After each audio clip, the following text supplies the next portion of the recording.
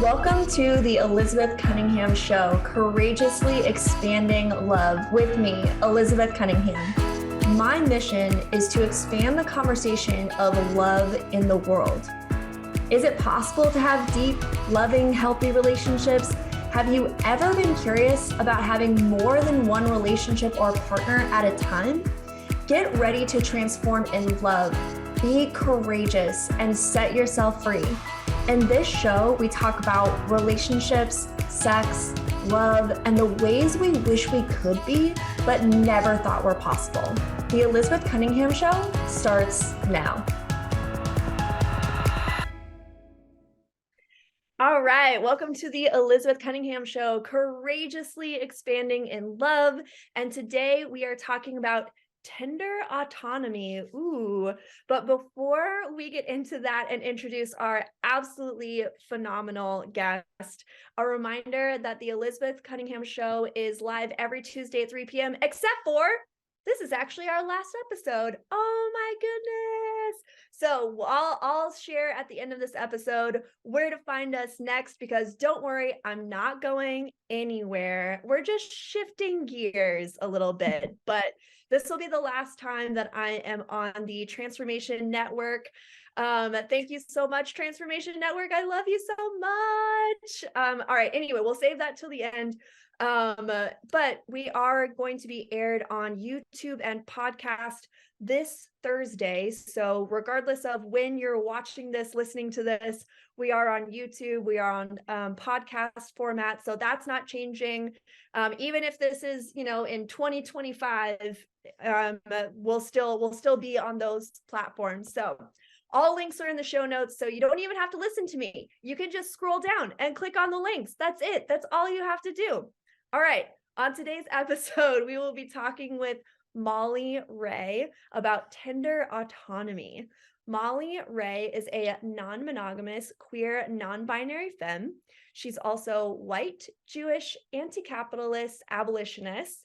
Molly is an associate social worker, budding therapist, and relationship coach, focusing on work with queer and trans non-monogamous folks. When she's not reading, theorizing, and fantasizing about all kinds of relationships, you can find her mushroom foraging like an excited kid on a treasure hunt. Oh my God, I love that so much. We can Hi, Molly. Hi. If we wanted to talk about mushroom foraging all episode, we could do that too, but I don't know if your listeners are, hey, probably they'd be interested, but yes, it is one of my favorite things to do. Oh my gosh, I will let you know right now that my partner, Leanna, who is probably listening currently, is like in the back of her mind being like, please talk about mushroom foraging the whole time. I mean, we can offline about that. We can do another podcast. Perfect. Awesome. All right. Maybe we'll put it on like Instagram stories or something like that. Perfect. Like a little snippet of our mushroom conversation. Absolutely. Oh, I'm so excited to be here. Thanks so much for having me, Elizabeth. Oh my gosh, you are so welcome. And yeah, Molly didn't know that she is on my last episode ever. So I even surprised her and was just like, this is my last episode. Thanks for being here with me. I personally love surprises, so I'm here for it. I'm like, bring on surprises. Let's do it. Perfect. Well, I'm so happy to fill your cup, and I'm so excited to talk about this topic today. I know that there's probably a lot of people that are like, what does tender autonomy even mean? What is that? And so, so as people who've been listening, watching my show for this past year, this is how we start. We start with, what are we even talking about? So yeah, Molly, what is tender autonomy? Yeah, so honestly, I think tender autonomy is a concept that I kind of created in my mind. Not that it might exist out in the world, but it's not necessarily something that like really exists strongly in the world. It's an idea that has very deeply resonated with me, as I've seen in the non-monogamy world a lot of, I would say, callous kind of autonomy in this way that's very focused on, you have to own your emotions and I'm not responsible for your emotions, and you just go deal with those, I'll deal with mine over here, and that's how we'll do our relationship. Right. The fundamental truth of that is like not true. It like, yes, we are all responsible for our own feelings and emotions. Sure, that is a truth, that we have agency, we have autonomy, and having that in relationships is extremely important. I like to bring the tenderness in because that's just important to me, and how I want relationships to have more care and compassion in them. And I want to just, in general, when I talk about relationships, I really mean like every kind of relationship that we have, in our romantic relationships, in our friend relationships, in our relationships to our environment and the systems that we live under, right? And I see a lot of really shitty relationships in all kinds of forms. And so I just want more tenderness in our relationships, in our world. So this idea of I think bringing it into a kind of interpersonal relationship, and especially non-monogamous relationships, it's this idea that, like, yes, of course, we all are responsible for our own feelings, our own nervous systems, but it really kind of highlights this idea of co-regulation, which is how we as relational beings, because yes, we are all individuals, but our nervous systems are wired to connect. And Right. Yeah. so It's we happening simultaneously, right? Yeah. It's not just one or the other. absolutely, Yeah, totally. yeah.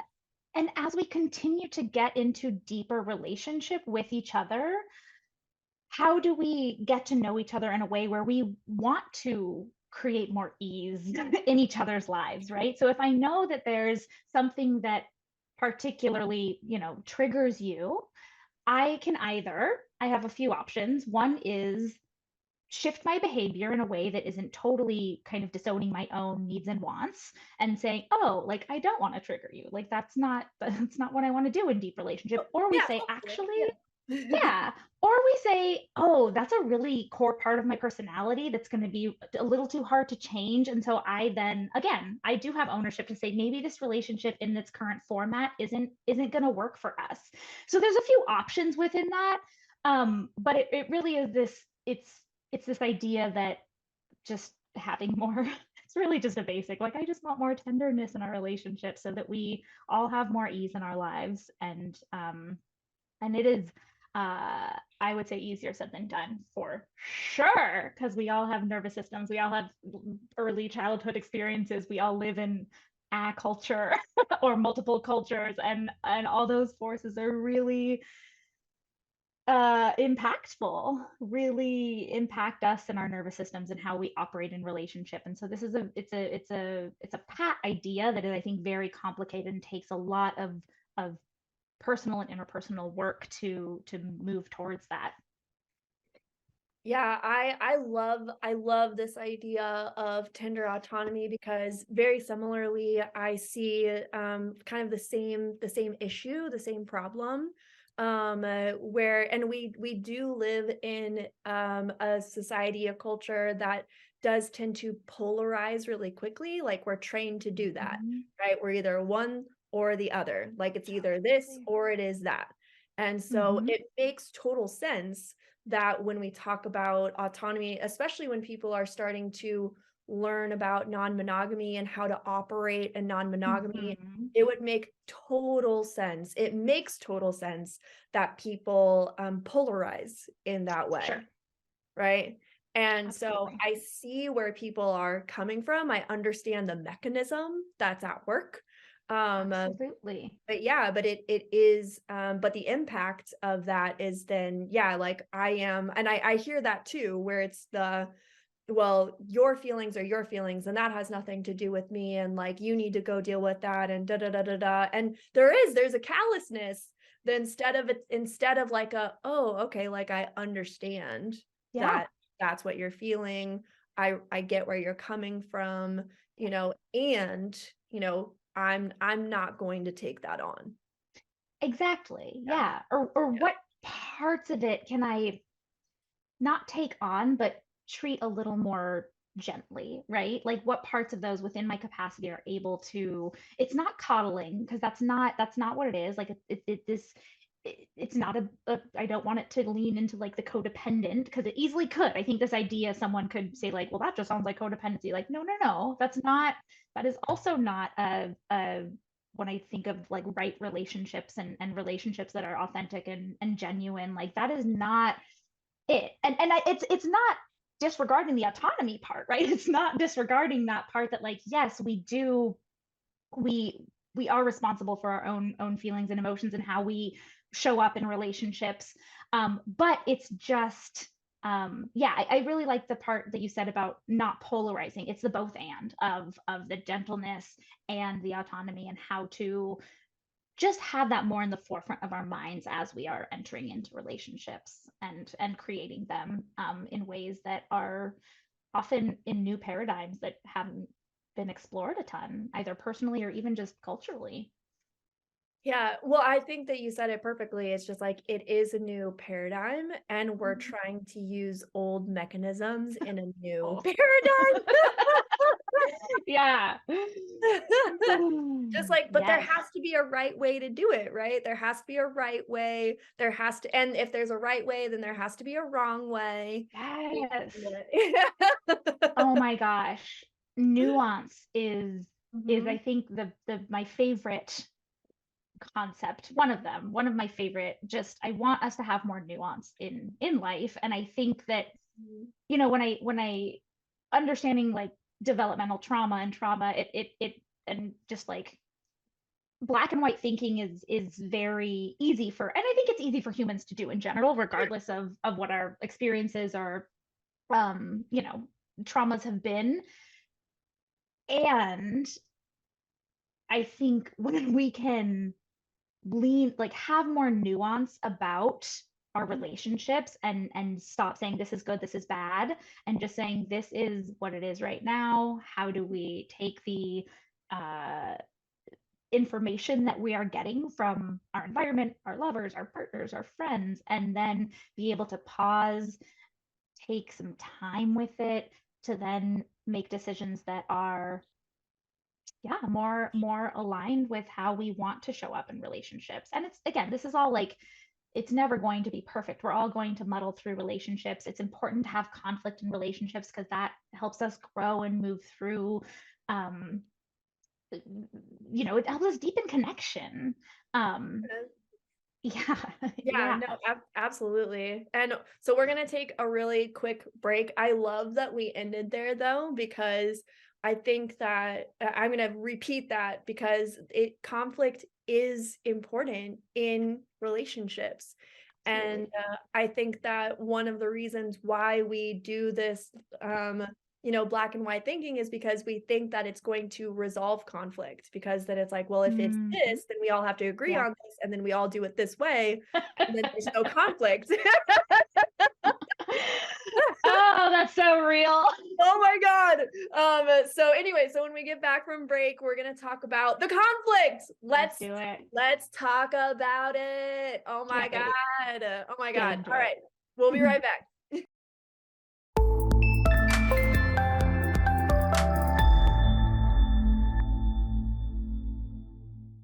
All right, welcome back to the Elizabeth Cunningham Show, courageously expanding in love. And as we were talking on the break, we are breaking down binaries. That is exactly what we're doing. We're letting go of black and white thinking. We're letting go of this is right and this is wrong, or I'm right and you're wrong.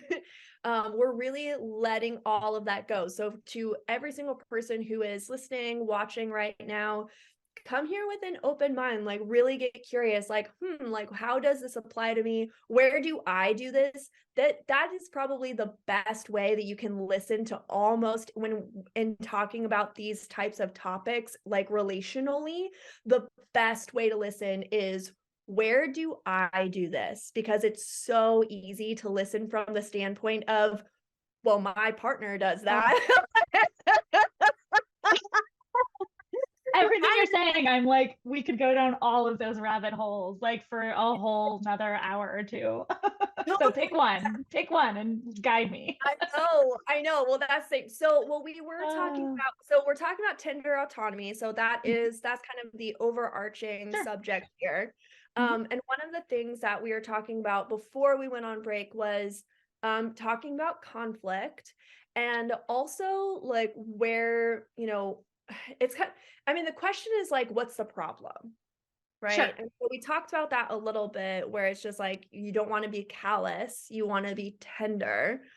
But what are some of the other problems that you see in this, umbrella of tender autonomy? Yeah, well, I mean, I kind of went in one direction towards the quote unquote problem of like callous autonomy. And on the other side, and I kind of touched on this, there is the kind of codependent, like my needs are always second, even unconsciously, and the idea that I'm always going to be worrying about the other people in my life and putting myself as a second. And so that is, Well, you turn into a robot. oh no, oh shoot. I hate when I turn into a robot and die. That happens sometimes. My robot part is coming up. All right. We'll go on a quick break, and then we'll fix it, and we'll be right back.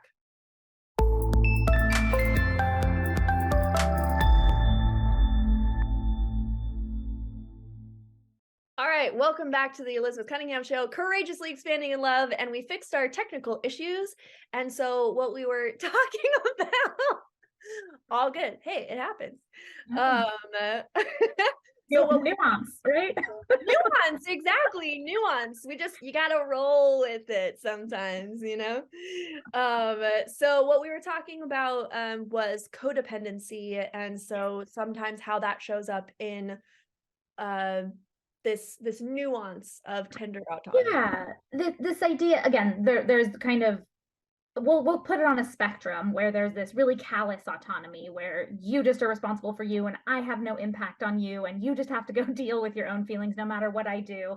And then there's on a kind of opposite side of the spectrum is I'm just going to do what you want me to do and not listen to my own body and my own needs and wants. And then, likely resentments will build up and there can be a whole other kind of hot mess. And we go through life sometimes like doing both of these in the same day, right? Like this is not a black and white, and that's why I say it's a spectrum of behaviors. And some of us have tendencies more towards one or the other. A lot of it is based on how we grew up and the relationships we had with our caregivers as children, or our experiences with our peers in our, elementary and adolescent hood. So it's I think it's this idea of there is this part of we have to know ourselves, and that is a whole project and process of feeling growth, commitment to understanding our templates and owning that,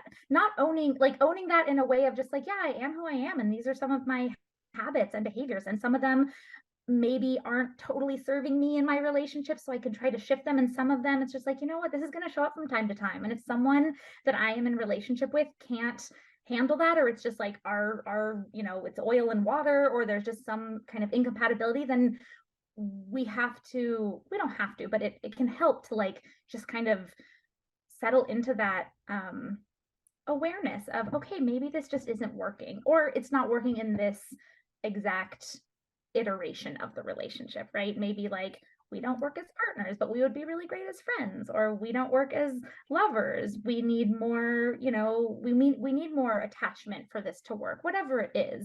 But it's really being able to I think move away. This is a kind of a different topic, moving away from the fantasy of people and of relationships and into the very practical, like, are we going to work together, and how can we shift to meet each other where we're at, essentially, and meet ourselves where we're at as well. Yeah, and I think going along with that too, it's also being realistic about who your partner is and what they come with.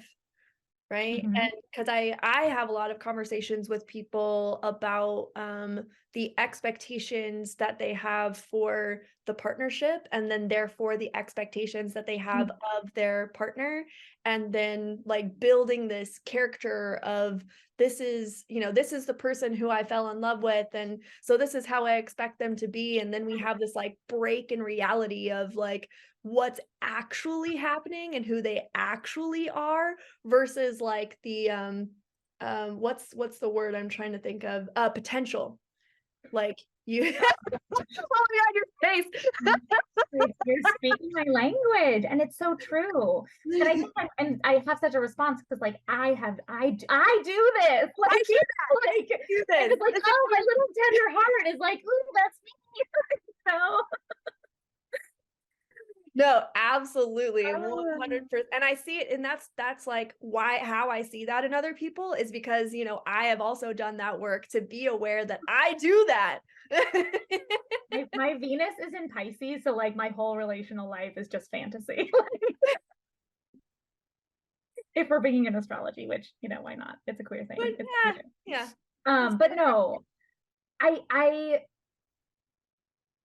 think one of the coolest things we can do in relationship is not necessarily even from the jump, but if you are in a new relationship, or if you are, you know, in a longer standing relationship, think about what fantasies you have or have had in the relationship, and just try to connect with those and say, oh, like the more we can make things that are implicit explicit, the better we can look at them, and the better we can, they're on the surface, they're not hidden anymore, and we can say, okay, here is this thing, this is a fantasy I had, how is this, is that fantasy healthy? Is that fantasy something grounded in reality, or grounded in some other like hope or fantasy or insecurity I have?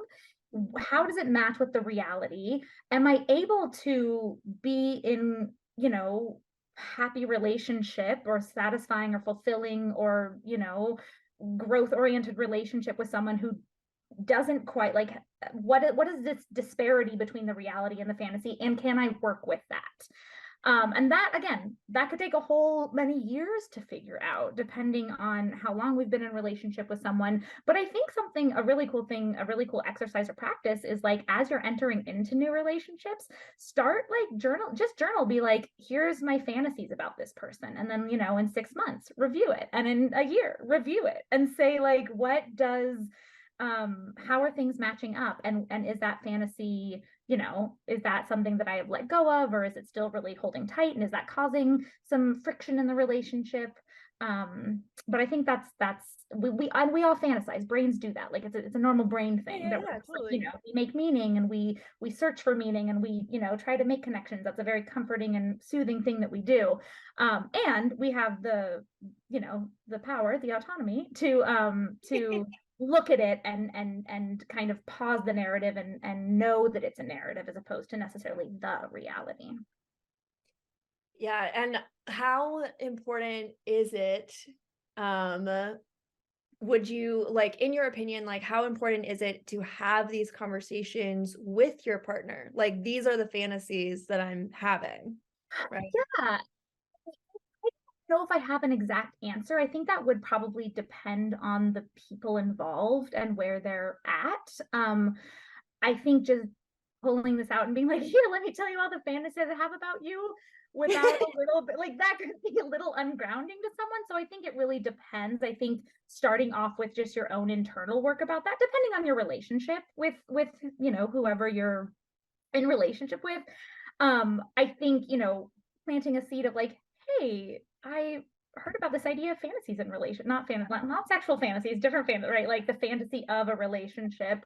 And that's something that I'd be interested in talking about, because I think that is a really new paradigm that could be really ungrounding to folks. And sometimes as we're shifting into, you know, changing and this is not just for non-monogamous relationships. It definitely could work in monogamous relationships as well, but it's a really new concept, right? It's something that is not the norm, that could really make someone, I think, act out in ways that just, I could see it really kind of almost be like triggering to someone, just because like, what does that mean? So I think go tenderly with Move tenderly forward. At the very least, you can always do this on your own and connect with yourself, and that's a good place to start. Brilliant. Okay, well, we are going to go on another break and then when we get back, I do want to talk about like what does it look like to move tenderly forward? Because I'm interested, I'm curious to see how this could play out. So that's what we'll talk about when we come back.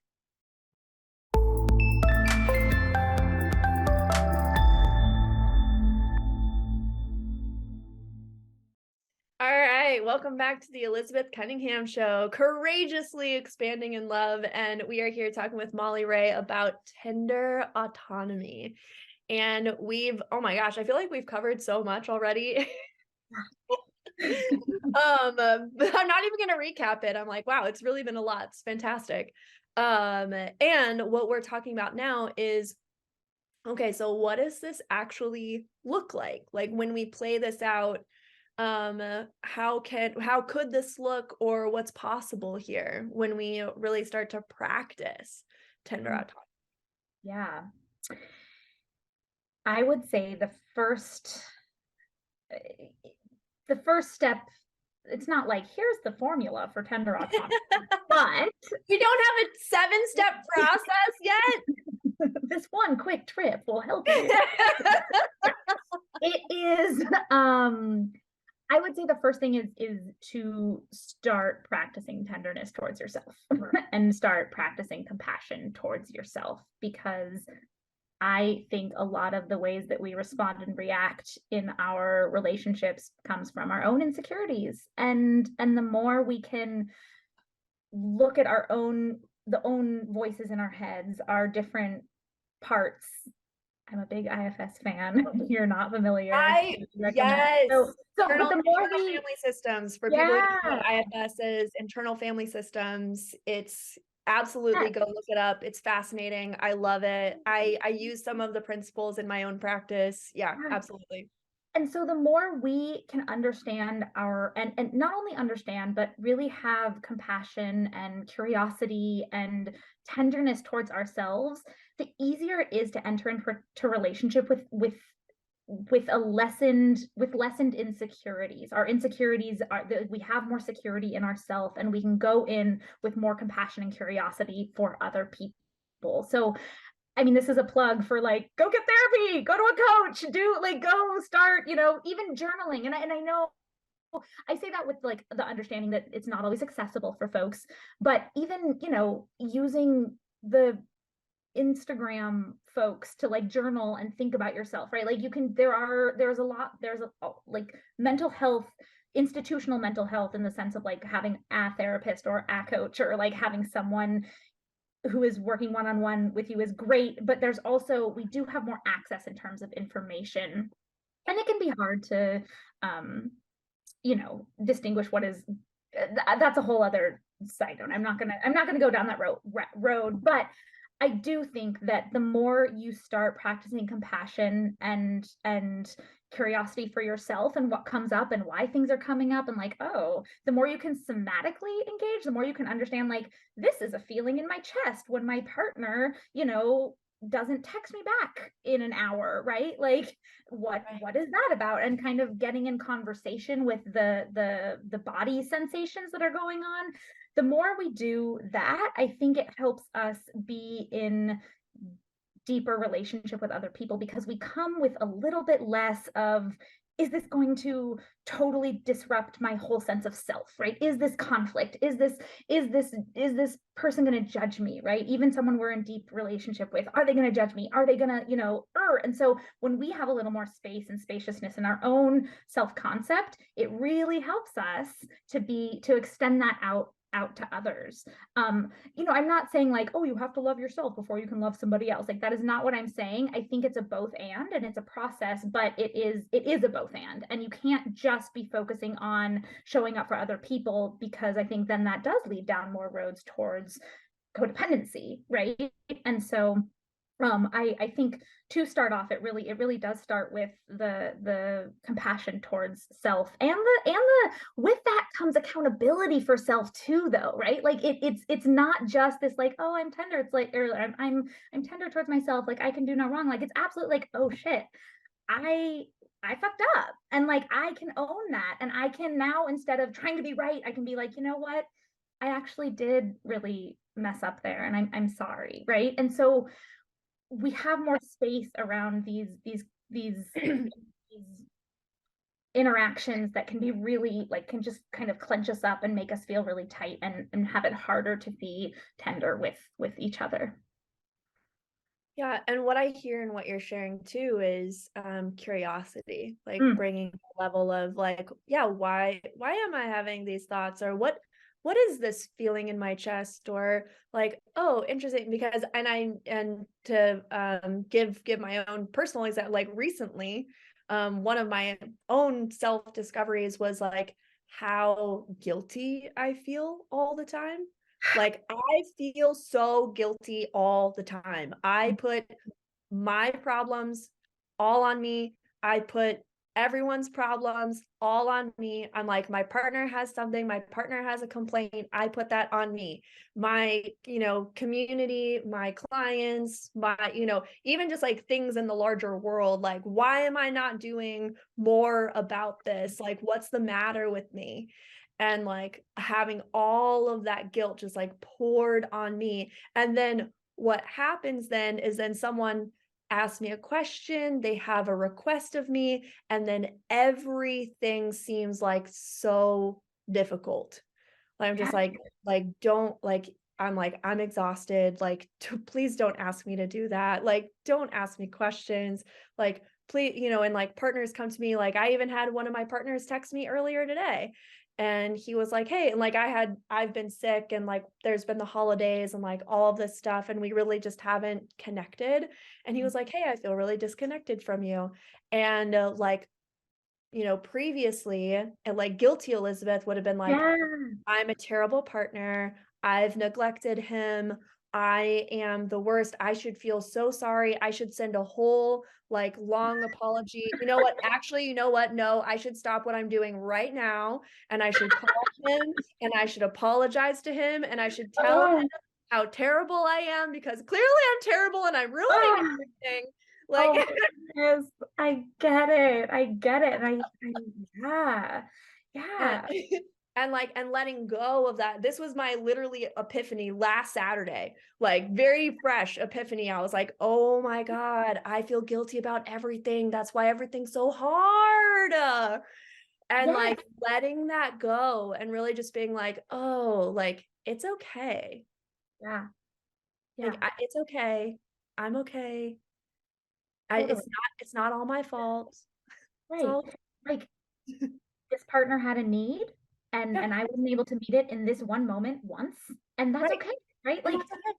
and because I'm chill with my partners, right? If they don't meet my need, like like I can Right, extend grace to them. So why right, can't I extend that grace to myself?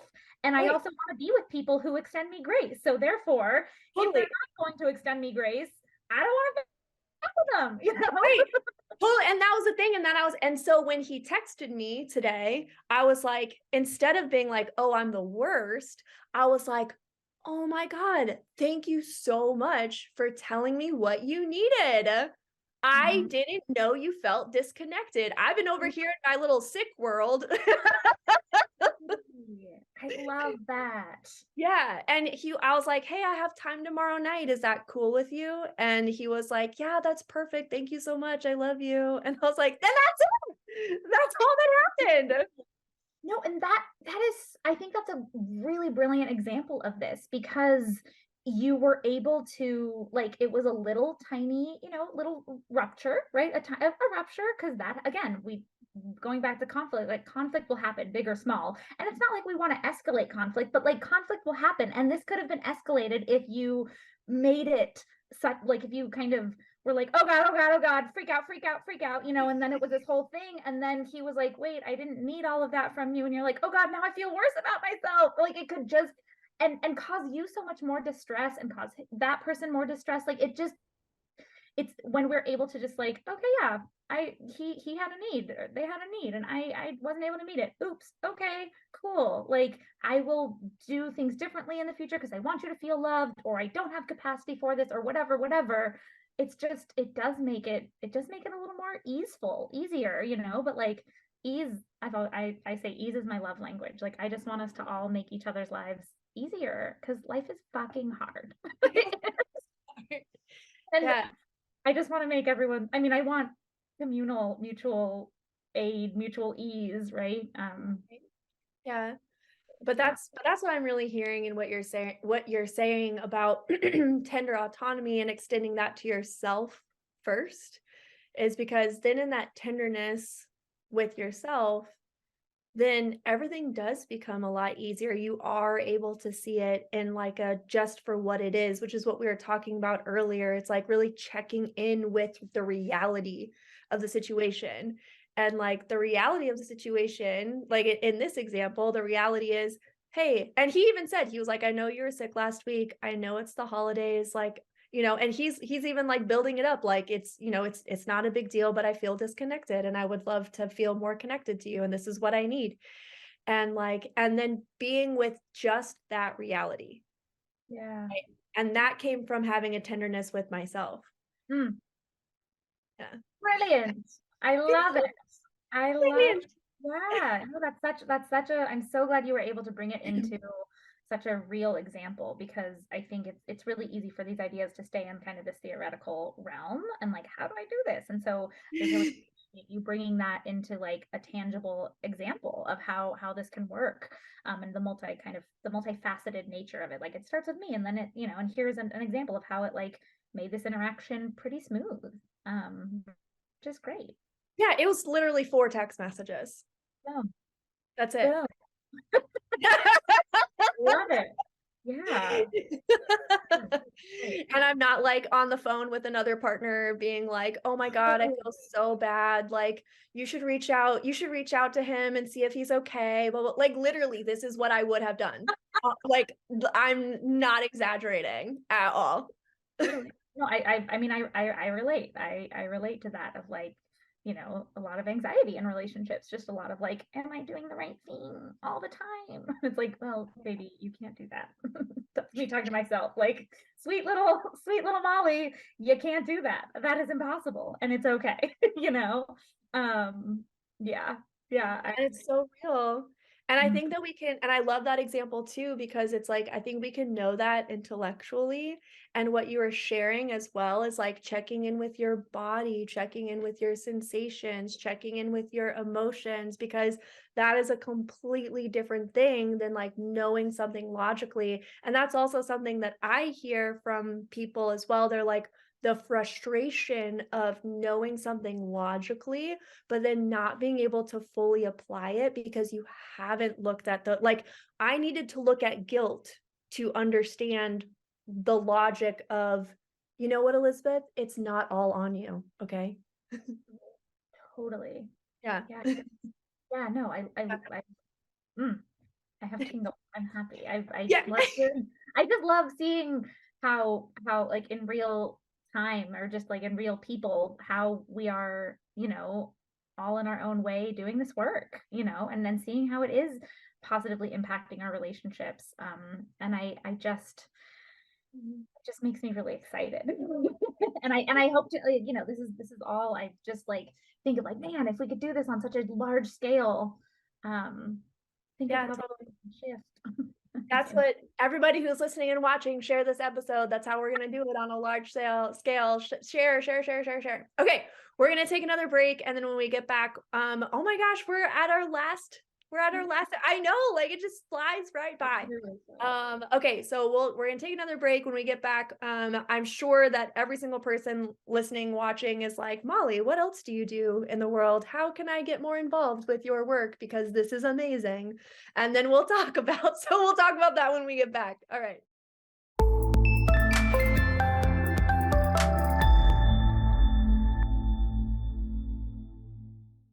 Welcome back to the Elizabeth Cunningham Show, Courageously Expanding in Love. And we have just been having the best time with Molly Reagh talking about tender autonomy. If you have missed any part of this talk, please come back and take a listen when this airs on Thursday of this week on YouTube and podcast. Just Google the Elizabeth Cunningham Show and you'll be able to find it. Okay. Or like Elizabeth Cunningham and Molly Reagh, like Google that and then you'll be able to find it immediately so you can listen to the whole episode, because holy cannoli, this episode has just been jam packed with goodness. So much goodness.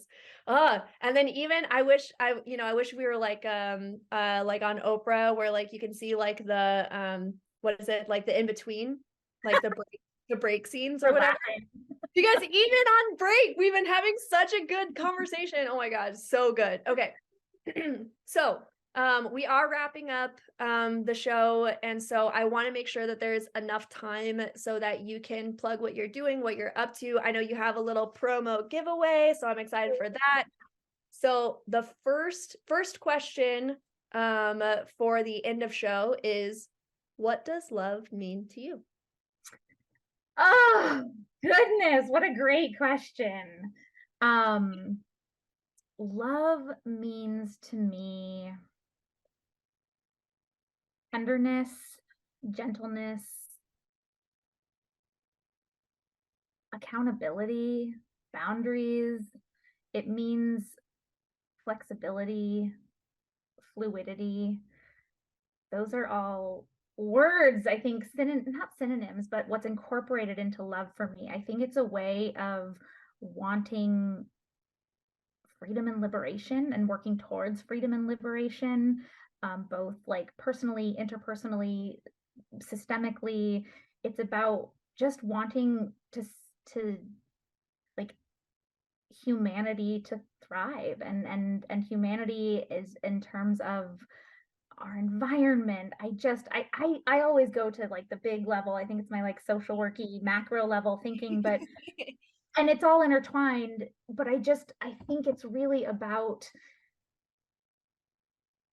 everyone being in right, honest relationship with each other, with the world, in a way where I mean, my kind of like tagline is like tender, real, and right relationships, right? That there's a reality to relationships. They're not always going to be easy, and it's a very honest and kind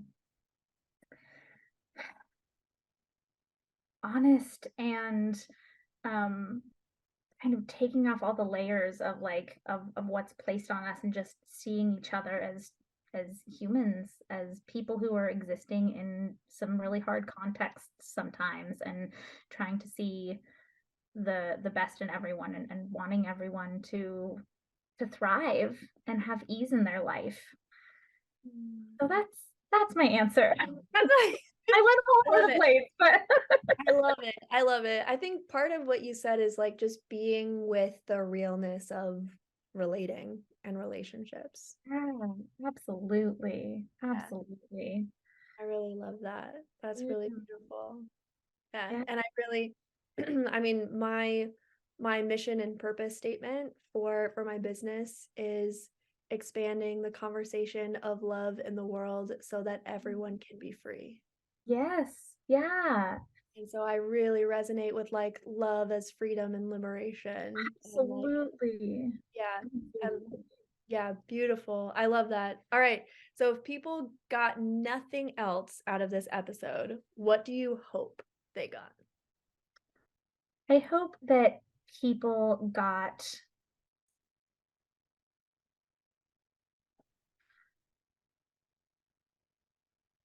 permission to focus on themselves a little bit, permission to focus on being more tender and gentle with themselves, so that they can show up in ways that are really important to them, that are aligned with their values in their relationships.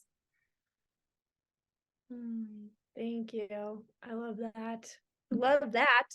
All right. So it kind of ties into the next question, which is what's an action that people can take out of listening today?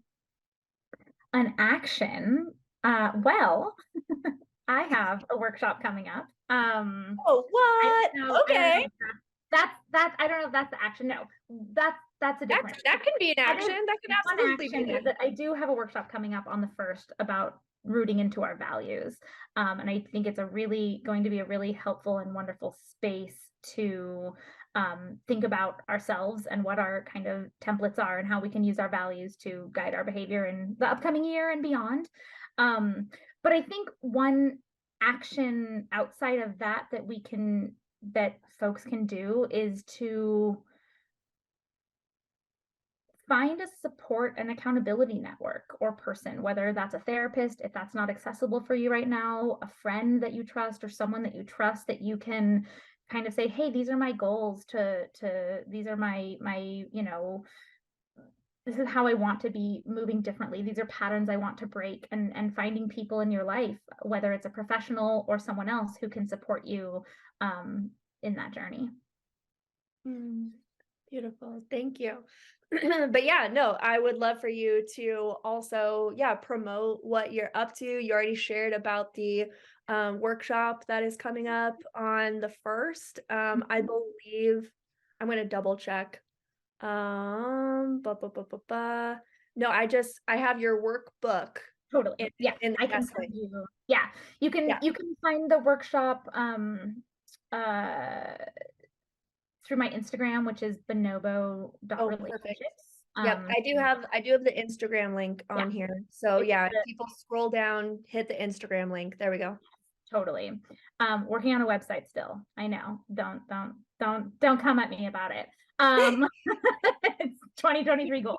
No, but You don't need a website. You don't need a website. Anyway, continue. okay. All right. Whew, thank you. Felt that nervous system, that anxiety come up. But yes, I am very my main work is I do coach people. I do work with individuals and couples and polycules. And you can find me again on Instagram. And my Instagram is bonobo relationships. We didn't even get into bonobos, a whole other topic. Love bonobos. They have a great worldview that I like to I espouse. love that. I was Yeah. literally just talking about this a couple weeks ago. Anyway, continue. Yeah. So you can find me there if you want to work with me and you want to, if there's relationship stuff that's going on in your life. And yeah, and then I also have included and just I call it 100 relationship reflections, which are these 10 categories, and there's questions in there that you and your either you alone or you and a partner or partners could look at together to just kind of again make the implicit explicit and talk about things that are sometimes hard to talk about but can be really are important too. But yeah, I excited to go into 2023 and hope to connect with more of you. Yay, beautiful. And all of those offerings are in the show notes. So just scroll down. If you want to go to the workshop, click on the Instagram link. If you want the workbook, the link is right there in the link. And so Molly, thank you so much for being here today. I so appreciate you coming on, sharing. This has been so much fun, so wonderful, such good information. Thank you, thank you, thank you, thank you, thank you. Appreciate you. Oh my gosh, it is mutual. I am so happy to have been here. It was lovely meeting you, virtual in person, and yeah, thank you so much for having me. You're welcome. And then everyone who is listening or watching, thank you so much for your listenership. Thank you for subscribing. Thank you for liking. Thank you for hitting the notification button. Thank you for being here. Thank you for being a part of these conversations in courageously expanding and love. Thank you for sharing this work. Thank you for just being the person that you are. I love you. Like I said, I'm not going to be on the Transformation Network anymore. I am starting my own YouTube show, so you can subscribe to me personally, which is Elizabeth Ann Cunningham on YouTube. And so all of the shows for the past year are going to be on that YouTube channel, and then I'm going to start making videos in 2023. So look out for that. All right. Until next time, y'all, keep loving. You have been listening to The Elizabeth Cunningham Show, courageously expanding love with me, Elizabeth Cunningham. Tune in live every Tuesday at 3 p.m. Pacific Standard Time on transformationtalkradio.com, where we shed light on relationships, sex, love, and the ways we wish we could be, but never thought were possible. Learn to love yourself and create the relationships you want. Connect with me at elizabethannCunningham.com. That's elizabethannCunningham.com.